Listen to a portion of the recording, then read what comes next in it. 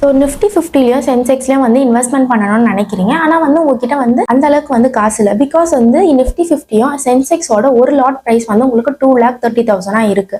So நீங்கள் வந்து உங்ககிட்ட வெறும் வந்து 1000 ரூபாய் இருந்தாலே போதும், நீங்கள் நிஃப்டிலையோ சென்செக்ஸ்லையோ வந்து இன்வெஸ்ட்மெண்ட் பண்ணிட்டு வரலாம்.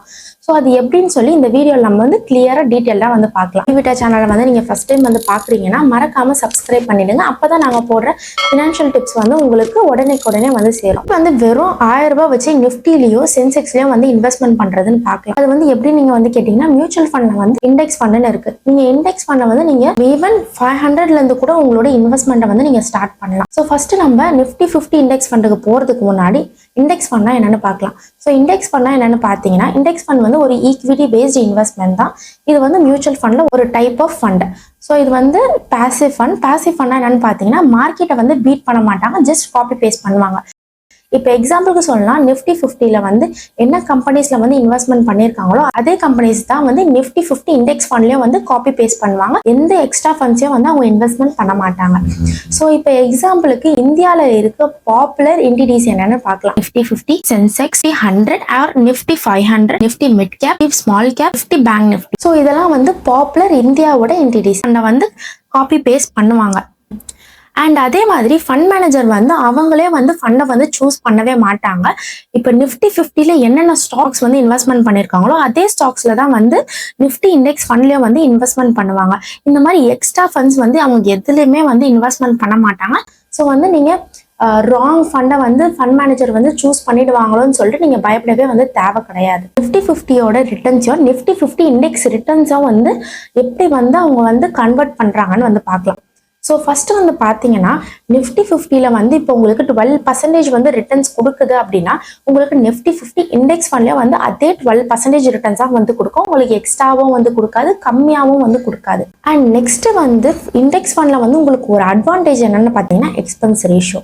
ஸோ ஆக்டிவ்லி மேனேஜ் மியூச்சுவல் ஃபண்ட்ஸுக்கு எல்லாமே வந்து உங்களுக்கு 0.5% to 2.5% வரைக்குமே உங்களுக்கு எக்ஸ்பென்ஸ் ரேஷியோ வந்து இருக்கும்.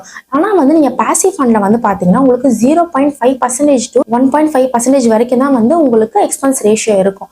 ஏன் வந்து பார்த்தீங்கன்னா, ஆக்டிவ்லி மேனேஜிங் ஃபண்ட் என்னன்னா, ஃபண்ட் மேனேஜர் தான் வந்து ஒரு ஸ்டாக்ஸையும் கம்பெனிஸையும் வந்து அனலைஸ் பண்ணி சூஸ் பண்ணி இன்வெஸ்ட்மெண்ட் பண்ணுவாங்க. ஆனால் பாசிவ் ஃபண்டில் வந்து அவங்க அந்த மாதிரி எதுவுமே பண்ண மாட்டாங்க. ஜஸ்ட் காப்பி பேஸ்ட் பண்ணுறதுனால உங்களுக்கு எக்ஸ்பென்ஸ் ரேஷியோ வந்து கம்மியாக இருக்கும். ஸோ எக்ஸ்பென்ஸ் ரேஷியோனா என்னென்னு பார்த்தீங்கன்னா, ஒரு ஃபண்டை வந்து மேனேஜ்மெண்ட் பண்ணுற காஸ்ட் தான் வந்து எக்ஸ்பென்ஸ் ரேஷியோன்னு வந்து சொல்லுவாங்க. ஃபண்டில் வந்து ஃபண்ட் மேனேஜர் வந்து முடிஞ்ச அளவுக்கு உங்களுக்கு நிஃப்டி 50லையும் சென்செக்ஸ்லேயும் இருக்கிற ஸ்டாக்ஸை வந்து காப்பி பேஸ்ட் பண்ண பார்ப்பாங்க. பட் இருந்தாலும் வந்து உங்களுக்கு மிஸ்மேட்ச் ஆகிறதுக்கு வாய்ப்பு இருக்குது. இப்போ எக்ஸாம்பிளுக்கு வந்து சொல்லலாம், நிஃப்டி 50 வந்து உங்களுக்கு 14% பர் இயருக்கு வந்து ரிட்டர்ன்ஸ் கொடுத்துருக்கு அப்படின்னா, உங்களுக்கு நிஃப்டி 50 இண்டெக்ஸ் ஃபண்டில் வந்து உங்களுக்கு 13.07% வந்து ரிட்டர்ன்ஸ் கொடுத்துருக்கும். ஸோ அந்த 0.3% வந்து எங்கே போச்சு அப்படின்னு வந்து பார்த்தீங்கன்னா, அது வந்து மிஸ்மேட்ச் ஆகியிருக்கும். தவிர்க்கணும். ஆனால் நீங்கள் ஒரு இண்டெக்ஸ் ஃபண்டை வந்து சூஸ் பண்ணுறதுக்கு முன்னாடி ட்ராக்கிங் எரர்ஸ் வந்து அந்த ஃபண்ட் மேனேஜர் வந்து எவ்வளோ பண்ணியிருக்காங்கன்னு சொல்லிட்டு நீங்கள் அனலைஸ் பண்ணிட்டு இன்வெஸ்ட்மெண்ட் பண்ணுங்க. லோ ட்ராக்கிங் எரர் இருந்துச்சுன்னா அந்த ஃபண்ட் வந்து ஒரு பெஸ்ட் ஃபண்டாக வந்து. இப்போ இண்டெக்ஸ் ஃபண்டில் இன்வெஸ்ட்மெண்ட் பண்ணுறதுனால உங்களுக்கு என்னென்ன அட்வான்டேஜஸ் இருக்குன்னு பார்க்கலாம். ஸோ ஃபர்ஸ்ட் வந்து பார்த்தீங்கன்னா, low cost investment. Low cost இன்வெஸ்ட்மெண்ட்னா எக்ஸ்பென்ஸ் ரேஷியோ வந்து உங்களுக்கு இதில் கம்மியாக இருக்கும். பிகாஸ் வந்து ஆக்டிவ்லி மேனேஜ் ஃபண்ட்ஸில் வந்து உங்களுக்கு எக்ஸ்பென்ஸ் ரேஷியோ வந்து அதிகமாக இருக்கும். 2.5% வரைக்குமே உங்களுக்கு எக்ஸ்பென்ஸ் ரேஷியோ இருக்கும். பிகாஸ் வந்து ஃபண்ட் மேனேஜர் வந்து ஃபுல்லாகவே வந்து மேனேஜ்மெண்ட் பண்ணுறதுனால. ஸோ பாசிவ் ஃபண்டில் வந்து உங்களுக்கு என்ன நடக்குதுன்னு வந்து பார்த்தீங்கன்னா, வெறும் காப்பி பேஸ்ட் பண்ணுறதுனால அவங்க ஃபண்ட் மேனேஜ்மெண்ட் வந்து கம்மியாக இருக்கிறதுனால உங்களுக்கு மேனேஜ்மெண்ட் காஸ்ட்டும் வந்து கம்மியாக தான் இருக்குது. இதில் டேர்முக்கு வந்து இண்டெக்ஸ் ஃபண்ட் வந்து ஒரு ஸ்டேபிளான ரிட்டர்ன்ஸும் க்ரோத்தும் வந்து கொடுக்கும். அண்ட் தேர்ட் வந்து பார்த்தீங்கன்னா, டிரான்ஸ்பரண்ட். ஸோ டிரான்ஸ்பரண்ட்னா என்ன சொல்ல வரனா, நிஃப்டி 50ல என்ன ஸ்டாக்ஸ் வந்து பை பண்ணியிருக்காங்களோ அதே ஸ்டாக்ஸ் தான் வந்து இதுலேயே வந்து பை பண்ணியிருப்பாங்க, அலோகேட் பண்ணியிருப்பாங்க. ஸோ அதில் வந்து உங்களுக்கு எப்படி வந்து பர்ஃபார்ம் ஆகுதோ அதை வச்சு தான் வந்து நிஃப்டி 50 இண்டெக்ஸ் ஃபண்டும் வந்து பர்ஃபார்ம் ஆகும். ஸோ அதனால வந்து உங்களுக்கு டிரான்ஸ்பரண்டாக இருக்கும். நிஃப்டி 50ல வந்து என்ன வந்து மூவ்மெண்ட் இருந்தாலும் அதே மூவ்மெண்ட் வந்து இதில் இருக்கிறதுனால ஒளிவு மறைவும் வந்து இதில் இருக்காது. ஃபோர்த் வந்து நோ ஹியூமன் பயஸ். அதாவது நான் என்ன சொல்ல வரேன்னா, ஃபண்ட் மேனேஜர் வந்து எமோஷ்னலாக வந்து எந்த டிசிஷனும் வந்து எடுக்க மாட்டார். பிகாஸ் அதில் இருக்க ஃபண்டை தான் வந்து இதில் வந்து சூஸ் பண்ணி இன்வெஸ்ட்மெண்ட் பண்ணுறதுனால இப்போ ரிக்கெட் வந்து அப் அண்ட் டவுனில் இருக்கும் போது அந்த எமோஷ்னலாக ஆகி ரிஸ்க் வரக்கூடாதுன்னு நினச்சி அவர் வந்து ஸ்டாக்ஸை வந்து அவர் சேஞ்ச் பண்ண மாட்டார். இப்போ நம்ம அட்வான்டேஜ் முடிச்சாச்சு. இப்போ டிஸ்அட்வான்டேஜஸ்ல என்ன இருக்குன்னு பார்க்கலாம். ஃபர்ஸ்ட் வந்து லிமிடேஷன்ஸ்ல வந்து பார்த்தீங்கன்னா, உங்களுக்கு எக்ஸ்ட்ரா ரிட்டர்ன்ஸ் வந்து எதுவுமே கிடைக்காது. ஸோ நிஃப்டி 50ல வந்து உங்களுக்கு 12% வந்து ரிட்டர்ன்ஸ் கொடுத்துச்சுன்னா அதுக்கு மேலேயும் வந்து கொடுக்காது, அது கம்மியாகவும் கொடுக்காது. ஸோ அதனால உங்களுக்கு எக்ஸஸ் ரிட்டர்ன்ஸ் வந்து எதுவுமே இருக்காது. ஸோ செகண்ட் வந்து மார்க்கெட் டிபெண்ட் தான். மார்க்கெட் வந்து எப்படி பர்ஃபார்ம் ஆகுதோ அதே மாதிரி தான் இண்டெக்ஸ் ஃபண்டும் வந்து பர்ஃபார்ம் ஆகும். இப்போ மார்க்கெட் வந்து அப்பில் போகுது அப்படின்னா இண்டெக்ஸ் ஃபண்டும் வந்து உங்களுக்கு அப்பில் இருக்கும். மார்க்கெட் வந்து டவுனில் போகுதுன்னா இண்டெக்ஸ் ஃபண்டும் வந்து உங்களுக்கு டவுன் ஆகி லாஸ் கொடுக்கறதுக்கு வாய்ப்பு இருக்கும். ஸோ இண்டெக்ஸ் ஃபண்டோட ரிஸ்க் லெவல் என்னன்னு பார்த்தீங்கன்னா மற்ற ஃபண்ட்ஸோட கம்பேர் பண்ணும்போது இண்டெக்ஸ் ஃபண்ட் வந்து உங்களுக்கு மாடரேட் ரிஸ்க் தான் வந்து கொடுக்குது. ஸோ இப்போ யாரெல்லாம் வந்து இண்டெக்ஸ் ஃபண்டில் வந்து இன்வெஸ்ட்மெண்ட் பண்ணலான்னு பார்க்கலாம். ஸோ ஃபஸ்ட்டு வந்து பிகினர்ஸு. ஸோ பிகினர்ஸில் வந்து நான் என்ன சொல்ல வரேன்னா ஸ்டாக்ல வந்து இன்வெஸ்ட்மெண்ட் பண்ணணும்னு நினைக்கிறீங்க, ஆனால் வந்து உங்களுக்கு ஸ்டாக்ஸில் இன்வெஸ்ட்மெண்ட் பண்ணால் லாஸ் ஆகிடும்னு பயப்படுறீங்க. ஸோ அதனால் வந்து உங்களுக்கு ஸ்டாக்ஸில் இன்வெஸ்ட்மெண்ட் பண்ணலாமா வேணாமான்னு வந்து நீங்கள் யோசிச்சுட்டு இருக்க டைமில் வந்து நீங்கள் இண்டெக்ஸ் ஃபண்டை வந்து நீங்கள் சூஸ் பண்ணி இன்வெஸ்ட்மெண்ட் பண்ணலாம். பிகாஸ் இதில் வந்து ஸ்டாக்ல இருக்கிற மாதிரி தான் வந்து இன்வெஸ்ட்மெண்ட் பண்ணியிருக்கிறதுனால சேமாக தான் வந்து பர்ஃபார்ம் ஆகும். ஆனால் வந்து உங்களுக்கு ரிஸ்க் மட்டும் ரெடியூஸ் ஆகும். ஸோ செகண்ட் வந்து லாங் டேர்ம் வெல்த்துக்கு வந்து சூட்டபிளாக வந்து இருக்கும். பிகாஸ் வந்து எல்லா ஃபண்ட்ஸுமே வந்து நீங்கள் மியூச்சுவல் ஃபண்டில் வந்து இன்வெஸ்ட்மெண்ட் பண்ணுறீங்கனாலே வந்து நீங்கள் லாங் டேர்முக்கு வந்து உங்களோட ஃபண்டை வந்து நீங்கள் இன்வெஸ்ட்மெண்ட் பண்ணிட்டு கன்சிஸ்டண்ட்டாக இன்வெஸ்ட்மெண்ட் பண்ணிட்டு வந்தீங்கன்னா தான் உங்களுக்கு ஒரு நல்ல ரிட்டர்ன்ஸ் வந்து கிடைக்கும். ஸோ தேர்ட் வந்து லோ காஸ்ட் இன்வெஸ்டிங் வேணும் நீங்கள் நினைக்கிறீங்கன்னா நீங்கள் இண்டெக்ஸ் ஃபண்டை வந்து சூஸ் பண்ணி இன்வெஸ்ட்மெண்ட் பண்ணலாம். ஸோ ஃபோர்த் வந்து நீங்கள் ரிட்டையர்மெண்ட் பிளான் பண்ணிட்டு இருக்கீங்க, இல்லை வந்து உங்களோட ஃபினான்ஷியல் கோல்ஸ்க்காக நீங்கள் பண்ணுறீங்கன்னா இண்டெக்ஸ் ஃபண்டை வந்து நீங்கள் சூஸ் பண்ணி இன்வெஸ்ட்மெண்ட் பண்ணலாம். ஸோ இண்டெக்ஸ் ஃபண்டில் வந்து எத்தனை வருஷத்துக்கு வந்து இன்வெஸ்ட்மெண்ட் பண்ணிட்டு வரணும்னா மோர் தென் 5 இயர்ஸ்க்கு மேலே இன்வெஸ்ட்மெண்ட் பண்ணிட்டு வந்தால் தான் உங்களுக்கு ஒரு நல்ல ரிட்டர்ன்ஸ் வந்து கிடைக்கும்.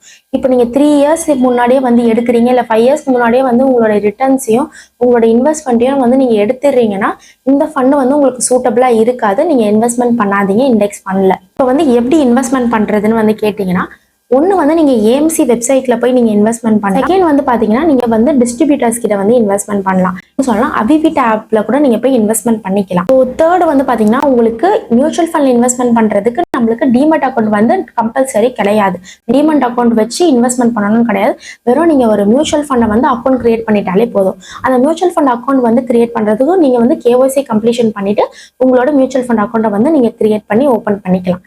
ஸோ சப்போஸ் வந்து உங்களுக்கு கேஒய்சி ப்ராசஸ் பற்றி தெரியாதுன்னா எங்களோட மியூச்சுவல் ஃபண்ட் சேனலில் வந்து கேஒய்சி ப்ராசஸ் பற்றி ஒரு ஷார்ட் வீடியோ வந்து போட்டிருக்கோம். நீங்கள் அதை வந்து செக் அவுட் பண்ணி பார்த்தீங்கன்னா உங்களுக்கு கேஒய்சி ப்ராசஸ் என்ன, அதில் என்னென்ன டாக்குமெண்ட்ஸ் வேணும்னு உங்களுக்கு தெளிவாக வந்து இருக்கும். ஸோ இன்வெஸ்ட்மெண்ட் மெத்தட் வந்து பார்த்தீங்கன்னா எஸ்ஐபி ப்ளஸ் லம்சம் ரெண்டுமே வந்து நீங்கள் பண்ணலாம். ஒரு இண்டெக்ஸ் ஃபண்டை வந்து நீங்கள் சூஸ் பண்ணி இன்வெஸ்ட்மெண்ட் பண்ணுறதுக்கு முன்னாடி நீங்கள் வந்து தெரிஞ்சிக்க வேண்டிய விஷயம், நீங்கள் பார்க்க வேண்டிய விஷயம் என்னென்னு பார்க்கலாம். ஃபர்ஸ்ட் வந்து tracking error, low tracking error இருக்கான்னு வந்து பாருங்க. ஸோ செகண்ட் வந்து எக்ஸ்பென்ஸ் ரேஷியோ வந்து அவங்க எவ்வளோ மேனேஜ்மெண்ட் காஸ்ட் வந்து வச்சிருக்காங்கன்னு நீங்க பாருங்க.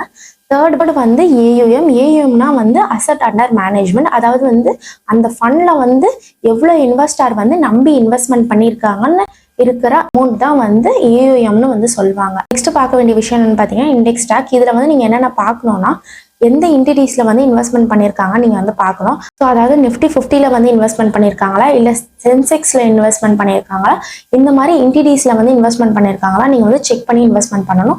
ஃபோர்த் வந்து ட்ரஸ்டபிளாக இருக்கான்னு வந்து நீங்கள் பார்த்து இன்வெஸ்ட்மெண்ட் பண்ணுங்கள்.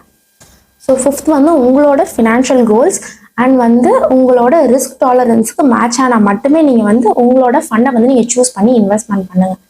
அண்ட் லாஸ்ட்டாக வந்து பார்த்தீங்கன்னா அந்த ஃபண்டோட performance and fund manager and அவங்களோட ட்ராக் ரெக்கார்ட்ஸ் எல்லாமே வந்து பார்த்துட்டு இன்வெஸ்ட்மெண்ட் பண்ணுங்க. வீடியோ வந்து உங்களுக்கு யூஸ்ஃபுல்லாக இருக்கும்னு நம்புகிறோம். ஸோ உங்களுக்கு பிடிச்சிருந்துச்சுன்னா லைக் அண்ட் ஷேர் பண்ணுங்க. நம்மளோட அவிவிட்ட சேனலை வந்து சப்ஸ்கிரைப் பண்ணி